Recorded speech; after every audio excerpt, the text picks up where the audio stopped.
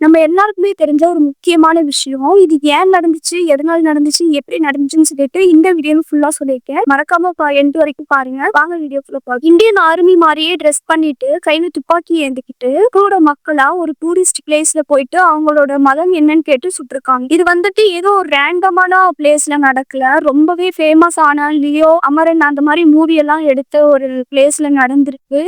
ரொம்ப நாள் கழிச்சு ரொம்ப மோசமான ஒரு செயல் வந்து காஷ்மீர்ல நடந்திருக்கு. இந்தியால மும்பை தாக்குதலுக்கு அப்புறம் ஒரு மோசமான செயல் அப்படின்னா அது வந்து இங்க காஷ்மீர்ல இப்ப நடந்திருக்கு. இவங்க யாரு, என்ன, இதை எதனால பண்ணாங்க அப்படின்னு சொல்லிட்டு ஃபுல்லா பார்க்கலாம். 22 ஏப்ரல் ஆஃப்டர் ஒரு 2:50 to 3:30 இருக்கும். அந்த டைம்ல பகல்காம் அப்படின்ற ஒரு சிட்டியில இருந்து 7 கிலோமீட்டர்ஸ் தூரத்துல வந்து பைசரன் வேலி அப்படின்னு சொல்லிட்டு ஒரு பிளேஸ் இருக்குது. அந்த பிளேஸ் வந்து ஒரு மினி சுவிட்சர்லாந்து அப்படின்னு சொல்றாங்க.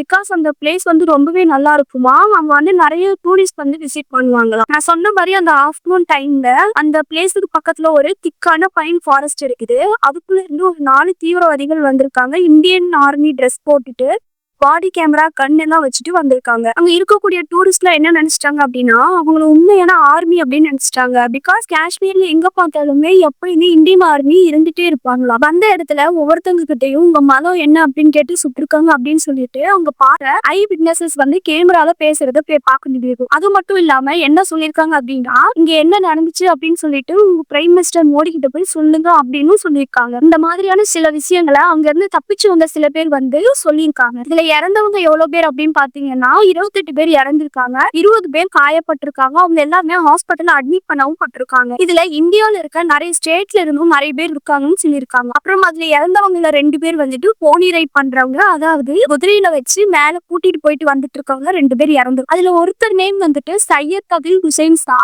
அந்த பையனுக்கு வந்துட்டு 28 வயசு தான் ஆகுது. மத்த பீப்புள்ஸை விட லோக்கல் பீப்புள்ஸுக்கு வந்துட்டு வர்றது வந்து தீவிரவாதியா இல்ல இந்தியன் ஆர்மின்னு சொல்லிட்டு ஈஸியா கண்டுபிடிக்க முடியும். அங்க இருக்கிற டூரிஸ்ட் எல்லாருக்குமே தெரியறதுக்கு முன்னாடியே அந்த சையத் அப்படின்ற பையனுக்கு வந்து தெரிய வருது. அதுல ஒரு டெரரிஸ்ட் வந்துட்டு ஒரு டூரிஸ்ட சுட போகும்போது இந்த சையத் என்ன பண்றாரு அப்படின்னா அந்த துப்பாக்கிய புடுங்க போயிருக்காரு. அப்போ அந்த பையனை வந்து சுட்டு கொண்டிருக்காங்க. பட் அந்த டைம்ல அந்த டெரரிஸ்ட் கிட்ட இருந்துட்டு நிறைய டூரிஸ்ட் வந்து தப்பிச்சிருக்காங்க. இது எல்லாம் நடந்து முடியுது. பட் அந்த இடத்துக்கு உடனே போயிட்டு காயப்பட்டவங்கள ரெஸ்கியூ பண்ணவும் முடியல. ஏன்னா இந்த இடத்துக்கு நம்ம குதிரையில தான் போக முடியும். கொஞ்ச நேரத்திலேயே ஜம்மு அண்ட் காஷ்மீர்ல இருந்து இந்தியன் கவர்மெண்ட்ல இருந்து ஹெலிகாப்டர்ஸ் அனுப்பப்படுது. ஒரு 4 பேர் இது எல்லாத்தையும் பண்ணிட்டு காட்டுக்குள்ள போயிட்டாங்க. அதுக்கப்புறம் தான் ஹெலிகாப்டர்ஸ் வந்து இறங்குது. உடனே அடிப்பட்ட பீப்புள் எல்லாரையும் ஹாஸ்பிட்டல் கூட்டிட்டு போற வேலை பயங்கரமா நடக்குது. இதுதான் மும்பை தாக்குதலுக்கு அப்புறம் நடந்த மிகப்பெரிய தாக்குதல். அதாவது காமன் பீப்புளா டூரிஸ்டா போனவங்க மேல நடத்தப்பட்ட தாக்குதல். இதை யார் பண்ணிருக்காங்க அப்படின்னா லஷ்கர் தைபா அப்படின்ற தீவிரவாத அமைப்பு பேக் பண்ணப்பட்ட த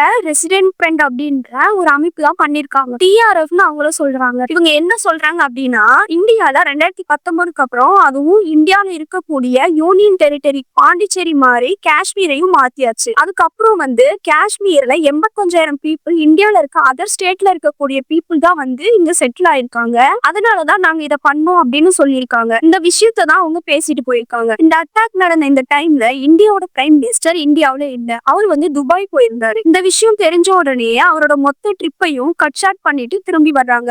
அப்பவே நம்ம பிரைம் மினிஸ்டர் மோடி வந்துட்டு ஒரு ட்வீட் போட்டிருக்காரு. I strongly condemn the terror attack in Pahalgam. Jammu and Kashmir condolences to those who have last there loved once. I pray that the injury to record அப்படின்னு சொல்லிட்டு இன்னும் ஸ்ட்ராங்கான நிறைய வேர்ட்ஸ் எல்லாம் போட்டு ஒரு ட்வீட் போட்டுட்டு இந்தியா வந்து சேர்ந்திருக்காங்க. நம்ம ஹோம் மினிஸ்டர் அமித்ஷா வந்துட்டு டைரக்டா விசிட் பண்ணி பார்த்திருக்காங்க. பாதிக்கப்பட்ட எல்லார்கிட்டையும் போயிட்டு பேசிட்டு எல்லாருக்கும் சப்போர்ட் பண்ணணும்னு சொல்லியிருக்காங்க. இதுல என்ன அப்படின்னா இது வந்து ஊருக்குள்ள இருக்கிற ஒரு பிளேஸ். இங்க எப்படி டெரரிஸ்ட் வந்தாங்க அப்படின்றது எல்லார் மனசுக்குள்ளேயும் ஓடிட்டு இருக்க ஒரு கொஸ்டின். இதுக்கான தக்க பதில் இந்தியன் ஆர்மி கொடுப்பாங்கன்னு சொல்லிட்டு நம்ம எல்லாருமே